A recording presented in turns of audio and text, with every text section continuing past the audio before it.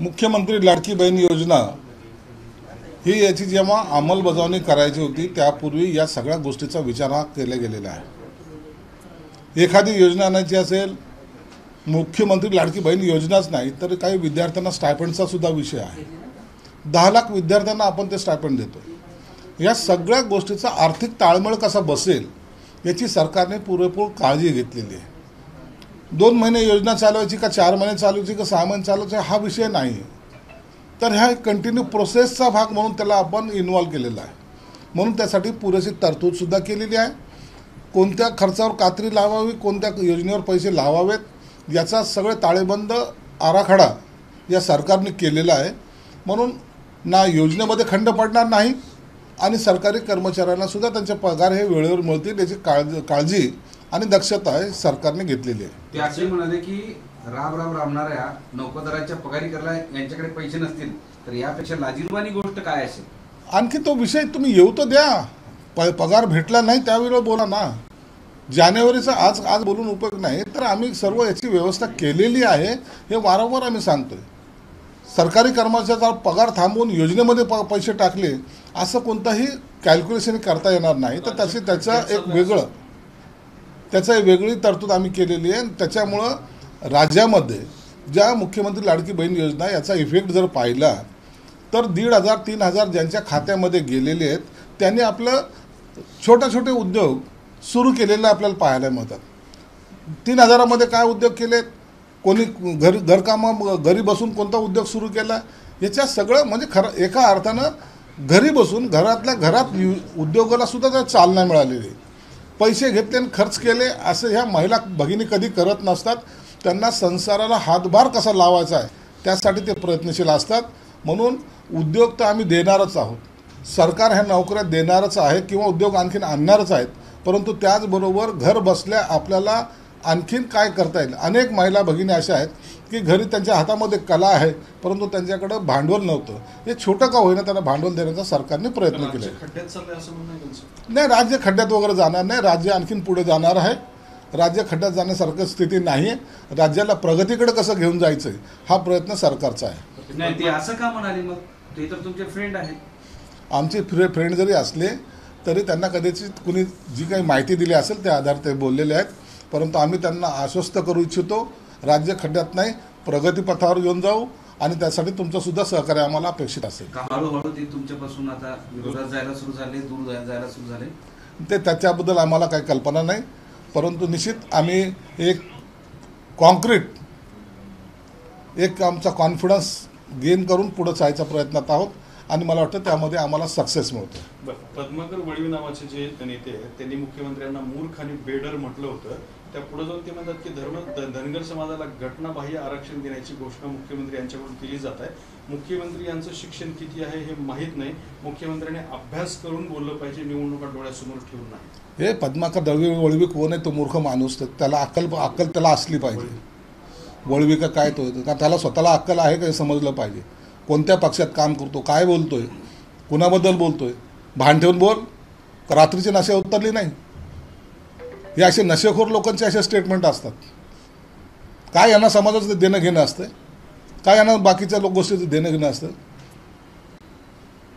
नशा न उतरलेले लोक अशी बडबड करतात आणि त्याच्याकडे लक्ष देण्याचं काही कारण नाही। धर्मवीर चित्रपटावरून पुन्हा चर्चा सुरू झाली आहे। धर्मवीर राज ठाकरेंबद्दल एकनाथ शिंदे आनंद दिघेंना म्हणतात की इतका उमदा माणूस पक्षातून कसा काय जाऊ दिला असं म्हणतात। मात्र आनंद दिघेंचं 2000 साली निधन झालं आणि हा जो सीन झाला तो 2003 साली झाला। पिक्चर पाहताना त्या गोष्टीची घटनाक्रम एकदा कधीतरी पाहाल का तुम्ही? पिक्चरमधला शॉर्ट कधीचा आहेत, कधी कसं त्यांनी ते मिक्स केलंय हे तुम्ही पाहाल का नाही?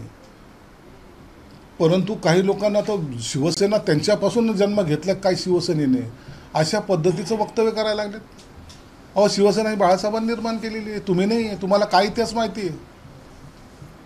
आणि आनंद दिघेंचा आणि एकनाथ शिंदेंचा जो संवाद आहे ते कोणत्या काळातला आहे? त्यांच्याकडे जेव्हा ते प्रगट झाले किंवा त्यांना जे दिसले त्या टायमाला त्यांना प्रश्न विचारलेला प्रश्न त्याचा ना ह्याचा संबंध कसा जोडतायत?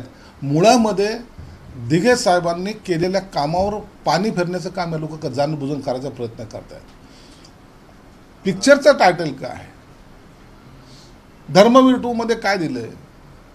हिंदुत्वाचं एक उदाहरण जे आनंद दिघे साहेब जगले यावर आधारित तो पिक्चर आहे. आणि त्याच्यामध्ये घटनाक्रमामध्ये तुम्ही जर पाहिलात तर एखाद्या वेळेला आनंद दिघे साहेब एकनाथ शिंदे साहेबाचं तुम्हाला स्वप्नात दाखवलं गेलेलं आहे, कधी त्यांच्याशी संवाद साधताना दाखवलं गेलेलं आहे. आणि त्या संवादामधून हे डायरेक्टरनी त्या अँगलनी ते चित्रित केलेलं आहे.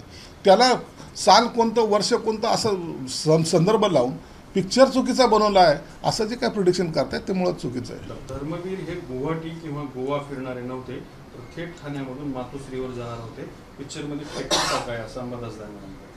पुढं असंही म्हणतात की नाही का बाळासाहेब ठाकरेपेक्षा दिघेंना मोठं दाखवण्याचा प्रयत्न चित्रपटात. हा पिक्चर मुळामध्ये यांच्या आकलीचा जो काही कमीपणा हा याला दिसून येतो. आनंद दिघेंच्या जीवनावर आधारित तो पिक्चर आहे. बाळासाहेबांची बरोबरी या जन्मात कोणीही करू शकणार नाही हे तेवढं स्पष्टपणे मी या ठिकाणी सांगतो. दिघे साहेब हे ठाण्यापासून मातोश्रीपर्यंत जायचे. तो काळ तसा होता की तिथं आमचं दैवत बसलेलं होतं आणि त्यांच्याकडे गेल्यानंतर प्रत्येक गोष्टीचं समाधान मिळत होतं. परंतु आता आम्ही जरी ठाण्याहूनच नाही महाराष्ट्रातून जर मातोश्रीवर गेलो तर मातोश्रीचे लोक हे सिल्वर वॉकवर बसलेले असतात. तर मग आम्ही जायचं कुणाकडं? म्हणून आम्हाला तिकडं सिल्वर वॉकला जायचं नव्हतं, म्हणून आम्ही सुरत मार्गे गुवाहाटीला गेलो होतो. हे यांना लक्षात यायला थोडा वेळ लागेल. दुसरं असं आहे की अंधेरी पोटनिवडणूक ते आता कालची जी सिनेट निवडणूक झाली तोपर्यंत ठाकरेंचेच विजय झालेला आहे, ठाकरेंच्या शिवसेनेचे. आता ते ठाकरेंच्या शिवसेनेचे नेते म्हणतात की मुंबई ही शिवसेनेची ठाकरेंचीच आहे. कसं बघतात? ग्रामपंचायतीमध्ये झालेला विजय हा लोकसभेचा पंतप्रधान ठरवतो की काय अशा आविर्भावात त्यांनी केले ते वक्तव्य आहे. सिनेटची निवडणूक या तिथलच्या विद्यार्थ्यांच्या त्यांच्याबरोबर असलेल्या ग्रुपवर अवलंबून असते. त्याचा डायरेक्ट राजकारणाशी संबंध, राज्याच्या राजकारणावर त्याचा काय परिणाम होईल, देशाच्या राजकारणावर त्याचा काय परिणाम होईल, जगाच्या राजकारणावर काय परिणाम होईल, हे मोहम्मद तुगलक लोक या पद्धतीचं वक्तव्य करतात. एक निवडणूक प्रत्येक जिल्ह्यामध्ये वेगवेगळ्या पद्धतीने लढली जाते. ती सिनेटची निवडणूक त्या विद्यार्थ्याने जिंकली, त्यांचं आम्ही अभिनंदन करायला पाहिजे. देवेंद्र फडणवीस असं म्हटलंय की एकनाथ शिंदे यांचं आमचं राजकारणात भावनिक नातं आहे, पण अजितदादासोबत राजकीय नातं. निश्चित शिवसेना भाजपची युती ही गेली 25-30 वर्षापासूनची युती आहे. ही युती ना एकनाथ शिंदे साहेबांनी केली ना देवेंद्र फडणवीस साहेबांनी केली. ही युतीचे शिल्पकार जे आहेत मग माननीय बाळासाहेब ठाकरे असतील, प्रमोद महाराजजी असतील, अटल बिहारी वाजपेयी असतील, अडवाणीजी असतील, या मोठ्या नेत्यांनी केलेली ती युती आणि ती युती आतापर्यंत टिकत आलेली. म्हणून त्याच्यामध्ये एक भावनिक नातं आहे. राजकारणामध्ये ॲडजस्टमेंट किंवा राजकारणामध्ये सत्तेसाठी झालेली उलथापालथ हा भाग वेगळा आहे. अजितदादा ज्या टायमाला आमच्याबरोबर आम्ही सत्ता स्थापन करोबर आले त्या टायमाला ते राजकीय गणित हे मांडलं जातं. मुख्यमंत्री पद हे फिरते हवे. राष्ट्रवादी काँग्रेसची भाजपकडे मागणी आहे, अजित पवारांची अमित शहाकडे मागणी असल्याचं कळतं. मुख्यमंत्री सध्याला फिरत आहेत. आता ते फिरते कसे हवेत हे आपण विधानसभेनंतर ठरवू. नाही, त्यांचं म्हणणं असं आहे की असं त्याचाच मी तेच सांगतोय तुम्हाला की याचा सर्व निर्णय विधानसभेच्या निवडणुकीनंतर वरिष्ठ नेते जेव्हा बसतील ते घेतील. अंबादास दानवेंनी आता असं वक्तव्य केलेलं आहे की 60 जणांची यादी तयार आहे त्यांच्या शिवसेनेची उमेदवारांची. कदाचित त्यांना उभाटा गटाला 60च जागा द्यायचा त्यांचा मनोदय असावा महाविकास आघाडीचा, म्हणून त्या 60 जागाबद्दलचा त्यांचा तो जो कॉन्फिडन्स आहे तो 60 जागेपर्यंतच आहे. यापुढे ते जागा वाढतील का नाही याची शक्यता कमी असल्यामुळे त्याने केलेलं ते वक्तव्य आहे.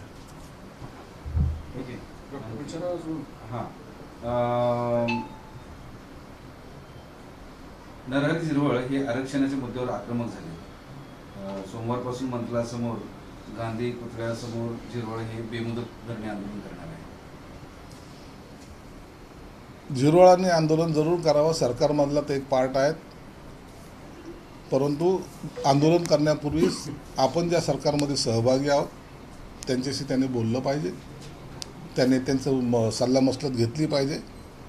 पक्षातलाच नेता पक्षाच्याच नेत्याच्या विरोधात बसतो हे बरोबर दिसणार नाही. म्हणून त्याच्यावर पहिलं शिष्टमंडळात सहज जाऊन भेटणे आणि नंतर आंदोलन बसणे हे अपेक्षित आहे. रश्मी शुक्ला यांची हकालपट्टी करा अशी काँग्रेसची मागणी. पहिले हे सांगावं की टॅपिंग केले ते इलिगल असेल तर त्यावर कारवाई व्हावी, प्रकाश आंबेडकरांचं असं म्हणणं आहे. त्यांनी टॅपिंग केली असेल तर त्याच्यावर कारवाई व्हावी, हे सर्व ठीक आहे. परंतु त्यांची नियुक्ती आता जी झालेली आहे ती कायदेशीर आहे. कुणी मागणी केली म्हणून इतक्या मोठ्या पदावरच्या माणसाला खाली उतरवता येत नाही. अंबादास दानवेंनी ट्विट केलंय, त्यात ते सिनेट निवडणुकीवरून असं म्हणतात की अब्दालीच्या फौजदारांनो, वाघाचे पट्टे लावून फिरणाऱ्या लांडग्यानो, म्हणजे तुमच्याकडे त्यांचा लोक आहे, आधी पोराशी निपटा, बापाचा विषय तुमच्या बसचा. अंबादासने चांगल्या पद्धतीने आदित्य ठाकरेला प्लीज करण्याचा प्रयत्न केलेला आहे. बापाचं आता उभाठ्याचं चालत नाही, उद्धव साहेबाचं चालत नाही. भविष्यातलं नेतृत्व म्हणून कदाचित अंबादास दानवेंनी हे वक्तव्य केलं असेल.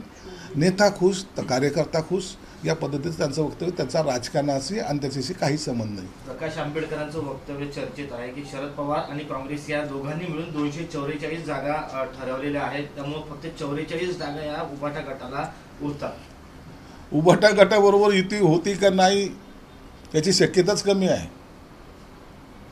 माझी जी माहिती आहे फार आग्रही आहेत, जे दिल्ली यांच्या वाऱ्या चालल्यात, प्रत्येकाला भेटणं चाललंय, लोटांगण घालणं चाललंय, ते यासाठी की कमीत कमी आम्हाला 100ची मागणी करतो, परंतु 70-80 जागा तरी आम्हाला द्याव्यात, ही उभाटा गटाची मागणी आहे.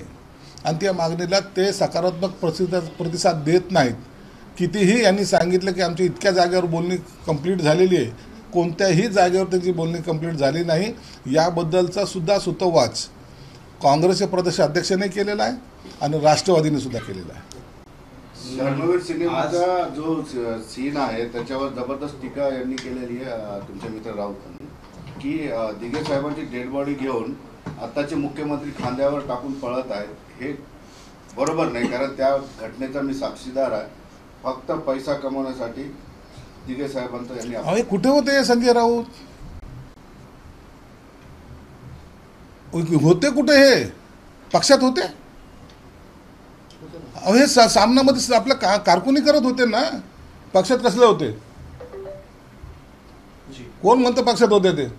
दिघे साहेबांचा मृत्यू झाला त्यावेळेस पक्षात आम्ही होतो, हे सामनामध्ये नौकर होते. पक्षाची बाजू मांडायला त्या टायमाला यांना संधी सुद्धा नव्हती. हे काय बोलतात, हे बाळासाहेबांनी कित्येक वेळा यांना काय बोललेलं हे साक्षीदार आम्ही आहोत. पक्षामध्ये केव्हा काम करायला लागले, एखाद्या पेपरमध्ये आपण जर काम करायला लागलो किंवा एखाद्या कंपनीत कामाला लागलो, याचा अर्थ त्या कंपनीचे मालक समजण्यासारखे आविर्भाव जे बोलता येत नाही.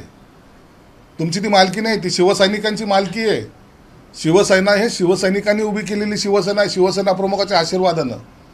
प्रत्येक ठिकाणी मी होतो, प्रत्येक ठिकाणी मी होतो. शिवसेना फोडायला तुम्ही होता एवढं मात्र निश्चित आहे. म्हणून असे बेताल वक्तव्य करून लोकांची दिशाभूल करू नका. जसं ह्या सगळ्या आंदोलनात हे होते, ह्यांनी लाठ्या खाल्ल्यात. सामनाच्या कार्यालयामध्ये AC मध्ये बसणाऱ्यांनी ह्याशा गप्पा मारणं योग्य नाही. हे वस्तुस्थिती आता यांना काय माहिती, तसा सीन तो आहेच, मुळात आहे. आनंद दिघेला मारलं गेलं हे अख्खा ठाणा जिल्हा जाणतोय. दुपारी होणारा डिस्चार्ज त्या आनंद दिघे साहेबांचा, अचानक मारतात, बोलता चालता मारतात ताबडतोब, आणि त्याला अटॅक दाखवला जाते. या सगळ्या गोष्टी काही कालांतराने म्हणजे लोकांच्या लक्षात येतो, कालांतराने पुढे येतील. अहो ते आग लागली होती त्या हॉस्पिटलला, लोक मेले असते सगळे, हजारो पेशंट होते त्या दवाखान्यात, सिलेंडर घेऊन लोक जाळ्याच्या मार्गावर होते. या सगळ्याला वाचवण्याचं काम तिथलच्या सर्व शिवसैनिकांनी केलं. त्या सर्व शिवसैनिकांमध्ये एकनाथ शिंदे हे अग्रस्थानी होते, एवढाच त्याचा अर्थ आहे. परंतु एकनाथ शिंदे हायलाईट झाला की यांच्या पोटात गोळा का उठतो. संजय राऊतांचं नाव आलं की तुम्ही अचानक असे हायपर का होता. अहो ते नव्हते ना, अहो यांचा संबंध नव्हता ना. आंदोलनाचा एखादा फोटो तर दाखवा, एक फोटो दाखवा ना कुठं तरी. हे 4 आंदोलनामध्ये संजय राऊत या ठिकाणी झेंडा घेऊन उभे होते म्हणून. स्टेजवर तर तुम्हाला जागाच नव्हती, पण ते झेंडा घेतल्याचे फोटो तर 4 दाखवा. एकाच टप्प्यात निवडणुका घ्या अशा पद्धतीची मागणी ठाकरे गटाकडून करण्यात आली. एकाच टप्प्यात जरी निवडणूक घेतल्या तरी आम्हाला आमचा त्याला विरोध नाही. यावर निवडणूक आयोगाने योग्य तो निर्णय घ्यावा. इथे काँग्रेसचा दबाव आहे, त्या ठिकाणी उद्धव ठाकरे गट आणि शरद पवार गट जाणीवपूर्वक दबाव निर्माण करत असेल तर त्यांना सांगली पॅटर्नची आठवण करून द्या, असं काँग्रेसच्या केंद्राने राज्यातील नेत्यांना सूचना केली. मी वारंवार सांगतोय, काँग्रेस हा मोठ्या भावाच्या भूमिकेत आहे. काँग्रेसला एवढी याची जाणीव झालेली आहे की आपल्यामुळे उबाटा गटाचे काही खासदार निवडून आलेले आहेत. नसता यांचं पानिपत झालं असतं. जे नेरेटिव्ह त्यांनी सेट केला होता दलित समाजाबद्दल घटना बदलणार म्हणून, मुस्लिम समाजाबद्दल की तुम्हाला पाकिस्तानला पाठवलं जाईल म्हणून, आणि ती जी काही मताची वोट बँक मुळामध्ये जी काँग्रेसकडे होती ती काही अंशी उबाटाकडे टर्न झाल्यामुळं उबाटाचे सीट वाढले होते आणि तो उबाटाला आता यांना गाडायचं आहे म्हणून ते काँग्रेस उबाटाला बरोबर घेऊन जायला तयार नाही. आपली वोट बँक जर इकडं तिकडं जर विचलित झाली तर भविष्यामध्ये काँग्रेसचं अस्तित्व संपेल हे त्यांना जाणीव झाल्यामुळं आता ते उबाटाशी त्याच पद्धतीने ट्रीटमेंट करतील आणि त्यांना उबाटाच्या लोकांना त्यांच्याकडे जाऊन शरण हे पत्करावं लागेल एवढं मात्र नक्की आहे. मुंबईमध्ये आज जवळपास 200 ते 250 राज्यभरातले प्रगतशील शेतकरी गेले ज्यांना पुरस्कार मिळाले राज्य सरकारच्या वतीनं, आणि आज राज्यपालांच्या उपस्थितीत त्यांचं जेवण पण होतं. पण ते तिथे गेल्यानंतर त्यांना ना आंघोळ करायची जागा आहे ना संडासला जायची जागा आहे. तर राज्यभरातल्या आपल्या शेतकऱ्यांच्या महिलांचं लई फरफट सुरू आहे. म्हणजे सरकार चेष्टा करते नाही, याच्याबद्दलची मला कल्पना नाही. तो राज्यपालाचा त्यांचा असलेला कार्यक्रम आहे आणि त्याबद्दल मला भाष्य करणं योग्य वाटत नाही. बरं, एक सोलापूरची बातमी आहे की प्रणिती शिंदे यांच्या आरोपावर जिल्हा पुरवठा अधिकाऱ्यांनी स्पष्टीकरण दिलं आहे. प्लास्टिक तांदूळ नसून फोर्टिफाईड रेशन दुकानात प्लास्टिकचे तांदूळ आढळल्याचा प्रणिती शिंदेचा दावा आहे. म्हणजे रेशन दुकानामध्ये प्लास्टिकचे तांदूळ. जिल्ह्यामध्ये काय घडलं याच्याबद्दलचं नाही, कलेक्टर तिथं जबाबदार आहेत, ते त्यांनी ती चौकशी केली पाहिजे. आणि जर असं काही चुकीचं जर माल आलं असेल तर त्याच्यावर मोठातल्या मोठा गुन्हा दाखल केला पाहिजे. अशा प्रकारे भेसळ जर कोणता व्यापारी करत असेल तर तो एक मोठा गुन्हा ठरला जातो आणि त्याच्यावर तातडीने कारवाई करणं हे अपेक्षित आहे. एबीपी माझा, उघडा डोळे बघा नीट.